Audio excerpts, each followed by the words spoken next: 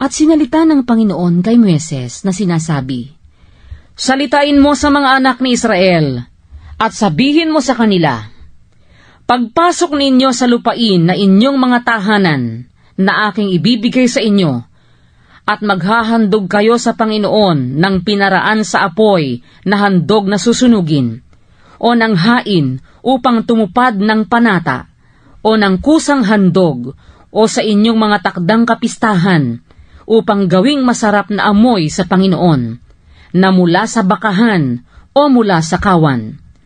Kung gayon ay maghandog sa Panginoon yaong maghahandog ng alay, ng isang handog na harina, na 10 bahagi ng isang epa, ng mainam na harina, na hinaluan ng 4 na bahagi ng isang hin ng langis.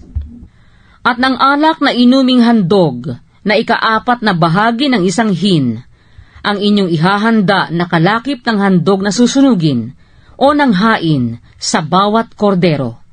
O kung isang tupang lalaki, ay iyong ihahanda na pinakahandog na harina, ang 2/10 bahagi ng isang epa ng mainam na harina, na hinaluan ng 3 bahagi ng isang hin ng langis.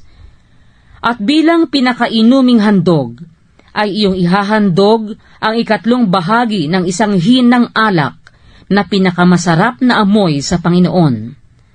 At pagka maghahanda ka ng isang toro, na handog na susunugin, o upang ihain sa katuparan ng isang panata, o upang mga handog sa Panginoon tungkol sa kapayapaan, ay kanyang ihahandog nga na kalakip ng toro, ang isang handog na harina, na 3/10 bahagi ng isang epa ng mainam na harina, na hinaluan ng kalahating hin ng langis.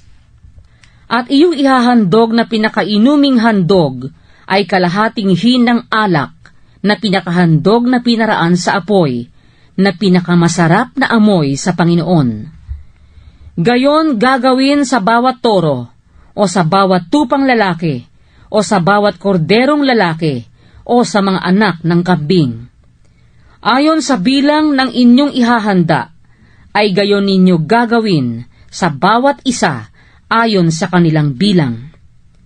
Lahat ng tubo sa lupain ay gagawa ng mga bagay na ito sa ganitong paraan, sa paghahandog ng handog na pinaraan sa apoy, na pinakamasarap na amoy sa Panginoon. At kung ang isang taga-ibang bayan ay makipamayang kasama ninyo, o sino mang nasa gitna ninyo sa buong panahon ng inyong mga lahi, at maghahandog ng handog na pinaraan sa apoy, na pinakamasarap na amoy sa Panginoon, ay kanyang gagawin ang gaya ng inyong ginagawa. Sa kapisanan ay magkakaroon ng isang palatuntunan sa inyo, at sa taga-ibang bayan na nakikipamayan sa inyo, isang palatuntunan magpakailanman sa buong panahon ng inyong mga lahi.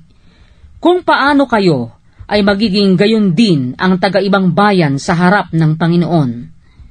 Isang kautusan at isang ayos ay magkakaroon sa inyo at sa taga-ibang bayan na nakikipamayan sa inyo.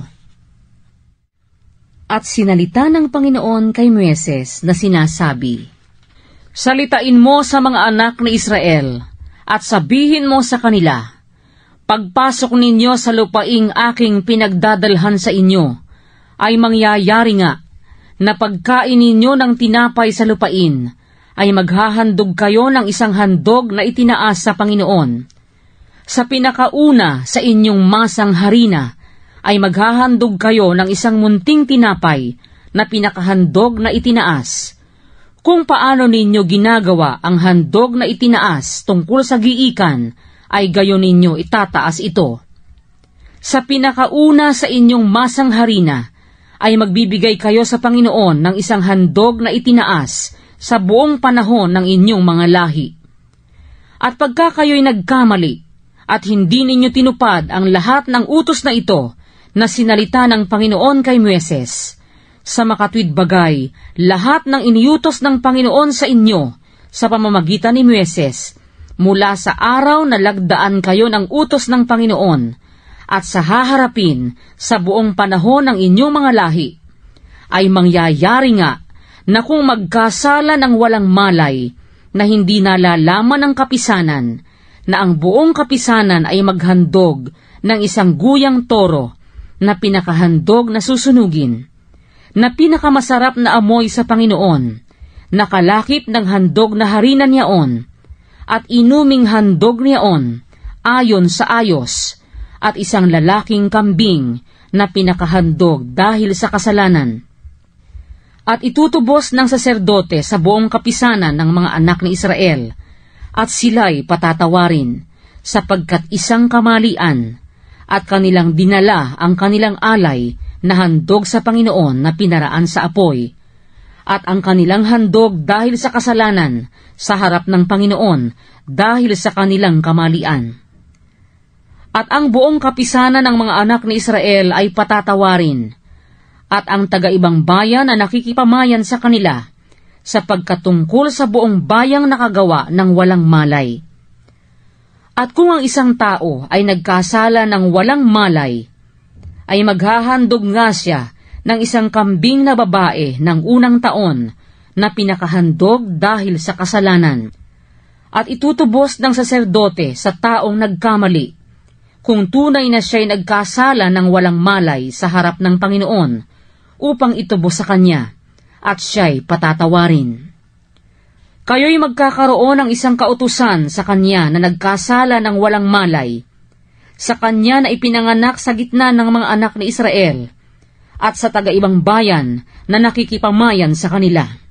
Ngunit ang tao na makagawa ng anuman ng buong kapusukan, maging tubo sa lupain o taga-ibang lupa, ay lumapastangan sa Panginoon, at ang taong yaon ay ihihiwalay sa gitna ng kanyang bayan, sapagkat kanyang hinamak ang salita ng Panginoon, at kanyang sinira ang kanyang utos. Ang taong yaon ay lubos na ihihiwalay, ang kanyang kasamaan ay tataglayin niya. At samantalang ang mga anak ni Israel ay nangasailang, ay nakasumpong sila ng isang lalaki na namumulot ng kahoy sa araw ng Sabat. At silang nakasumpong sa kanya na namumulot ng kahoy, ay dinala siya kay Moises at kay Aaron at sa buong kapisanan. At kanilang inilagay siya sa bilangguan, sapagkat hindi pa ipinahahayag kung ano ang gagawin sa kanya. At sinabi ng Panginoon kay Moises, "Ang lalaki ay walang pagsalang papatayin. Babatuhin siya ng buong kapisanan sa labas ng kampamento." At inilabas siya ng buong kapisanan sa kampamento, at kanilang binato siya hanggang sa mamatay ng mga bato, gaya ng iniutos ng Panginoon kay Moises. At sinalita ng Panginoon kay Moises na sinasabi, "Salitain mo sa mga anak ni Israel, at sabihin mo sa kanila, na sila'y gumawa ng mga tirintas sa mga laylayan ng kanilang mga damit, sa buong panahon ng kanilang mga lahi, at kanilang patungan ang tirintas ng bawat laylayan ng isang panaling bughaw.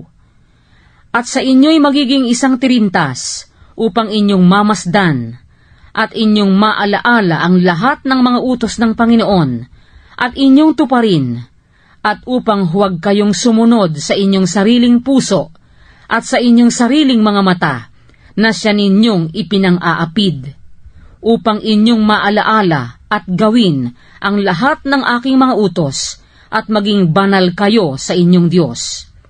Ako ang Panginoon ninyong Diyos, na naglabas sa inyo sa lupain ng Ehipto, upang maging inyong Diyos. Ako ang Panginoon ninyong Diyos."